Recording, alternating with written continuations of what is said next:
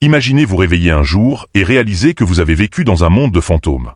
Non pas les esprits des morts, mais les fantômes de conversations inexprimées, d'intentions qui n'ont jamais trouvé de voix, de réalités entières qui ont vécu et sont mortes dans l'espace entre deux personnes sans qu'un seul mot ne soit prononcé. On nous apprend depuis la naissance à faire confiance à la parole, à construire nos vies sur l'architecture du langage. Nous confessons l'amour avec des mots, nous déclarons la guerre avec des mots, nous négocions la paix avec des mots. Mais si c'était là la grande supercherie? Et si les vérités les plus profondes, les plus honnêtes et les plus urgentes de notre existence n'étaient jamais dites? Considérez le paradoxe obsédant de la connexion humaine. Nous sommes plus connectés que jamais par la technologie, et pourtant nous nous sentons plus isolés. Nous avons 1000 façons de parler, mais nous avons oublié comment écouter. Pas avec nos oreilles, mais avec tout notre être. Nous sommes devenus des maîtres du monologue, jouant pour un public d'un seul, piégés dans la chambre d'écho de nos propres angoisses et désirs.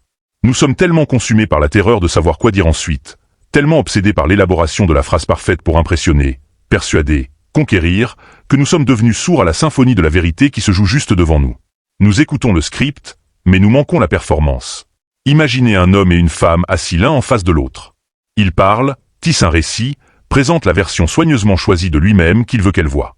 Et elle hoche la tête, sourit, offrant les signaux verbaux d'engagement appropriés. En surface, c'est un succès. Une connexion se forge. Mais regardez de plus près. Regardez au-delà du rideau des mots. Pendant que sa bouche dit « c'est tellement intéressant », observez ses doigts. Voyez comment il trace le bord de son verre, une. La question est alors de savoir comment cesser d'être la marée pour devenir l'île. Il ne s'agit pas d'apprendre des stratagèmes manipulateurs, mais de forger une citadelle intérieure indestructible.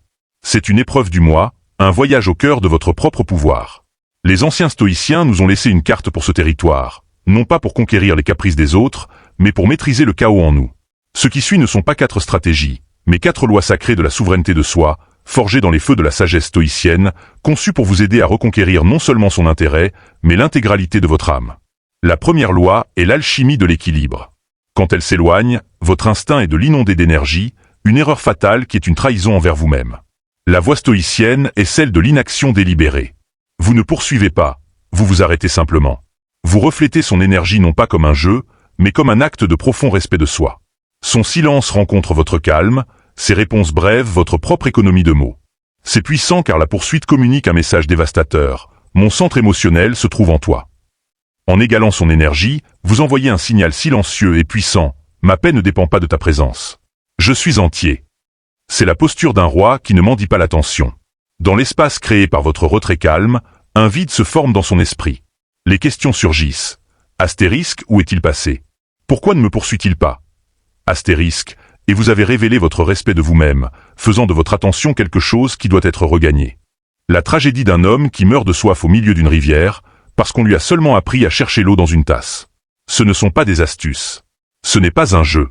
C'est l'alphabet fondamental de la nature humaine, des signaux émis par une partie du cerveau plus ancienne que la civilisation elle-même. Elle ne peut pas les simuler. Elle ne peut pas les arrêter. Et une fois que vous apprenez à les voir, à les ressentir, vous ne pouvez plus jamais les ignorer. Vous commencerez à percevoir le monde dans une nouvelle dimension. Les fictions polies de la société commenceront à paraître minces, transparentes, et vous verrez les vérités brûlantes et primales qui bougent en dessous. Vous aurez l'impression d'entrer dans son esprit, car pour la première fois, vous n'écouterez pas ces mots. Vous l'écouterez. Astérisque et l'astérisque. Alors, commençons par l'une des transmissions les plus enivrantes, et pourtant les plus souvent manquées, qu'une femme peut envoyer. Un signal qui est à la fois dévastateur d'innocence et chargé d'une chaleur silencieuse et frémissante. L'énergie entre vous à un bourdonnement lent, comme l'air avant un orage. Le bavardage poli s'est calmé, et un autre type de communication commence. C'est ici que vous devez observer ses mains.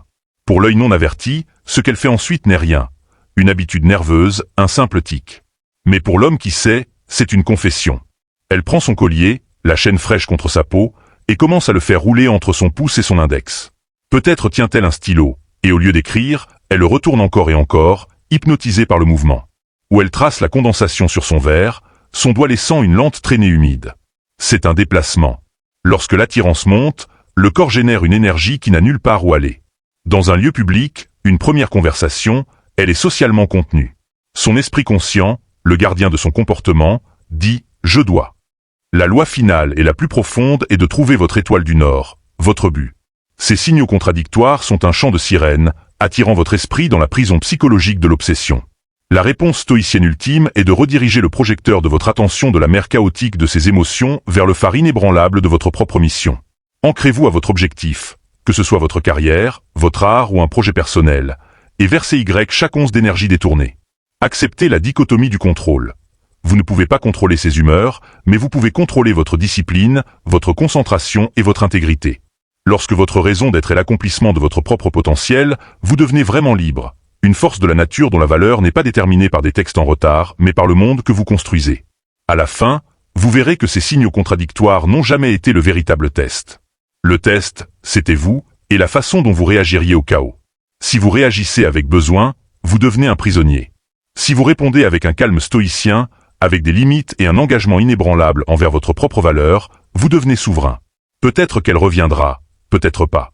Mais à ce moment-là, cela n'aura que peu d'importance, car vous aurez gagné quelque chose de bien plus grand. Une vie de substance, de sens et de direction. Vous serez devenu l'île, pas la marée, et c'est vous qui déciderez quel navire est digne d'accoster sur votre rivage. Si ce voyage pour forger un moi indestructible résonne en vous, déclarez votre engagement avec le mantra. Astérisque astérisque je suis mon propre centre astérisque astérisque. C'est pour les âmes disciplinées qui sont arrivées jusqu'au bout. Si ce message vous a armé de force, abonnez-vous et partagez cette carte avec un frère qui pourrait être perdu en mer. Restez ferme. Ristez Saran.